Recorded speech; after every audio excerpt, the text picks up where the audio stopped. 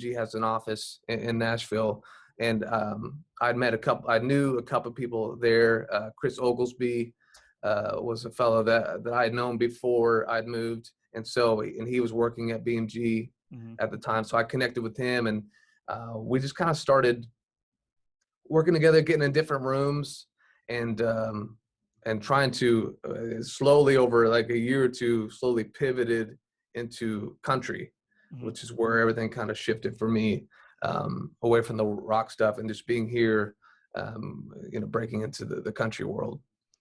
Totally. That's awesome. So Yeah. they normally call Nashville a 10-year town for a lot of people, but within 4 years of you moving there, you got your first number one with Florida Georgia Line Simple. So that went number one in 2018. But how far before that did you write it? Was that written? I'm sure years before. Yeah, it wasn't too far. It was, I think, 2017, Okay. which sometimes, they are quicker like that. Sometimes it takes 2 or 3 years before something is actually, picked up and cut and then released. And, you hope for a single, but you never know how things will pan out. But yeah, that was written in 2017 on the road. I'd met um, uh, a, a friend named Dane Schmidt, a buddy of mine. I met him in 2015, 2016.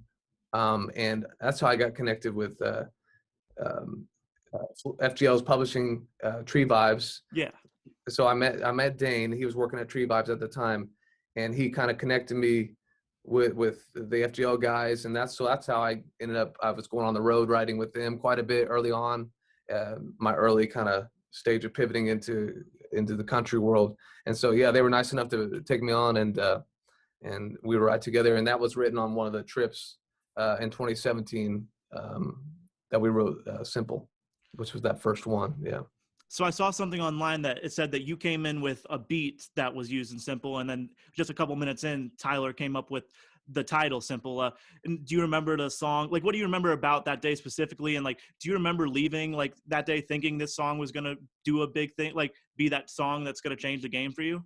Yeah, I remember it being a cool song, great song. We write so many, it's hard. Sometimes it's kind of, it's hard to tell what's going to be, end up, what everyone's going to end up loving or not. But I remember us thinking that we liked the song. It was cool. But for that one, I usually come in with, I do the track in the room usually. So I'm writing and producing and kind of all in one in the session. But, that one I usually have ideas kind of laid out in a session, Mhm. so we can just kind of go through tracks, vibes, and just sounds and see what hits us that day. So that's one I had, yeah, kind of previously made up, probably the morning of, and yeah, we just kind of went through some ideas and